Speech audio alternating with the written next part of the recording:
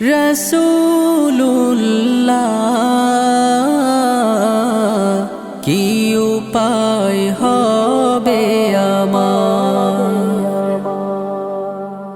ওই মদিনার পথের ধুলি মাখতাম আমি পেলে সুরমা বলি।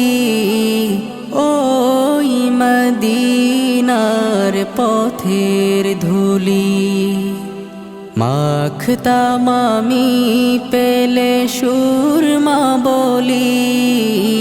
ফিরে পেত এ নয়নে নূরেরি আধার, ডেকে নাও রওজা তোমার। রাসূলুল্লাহ কি উপায়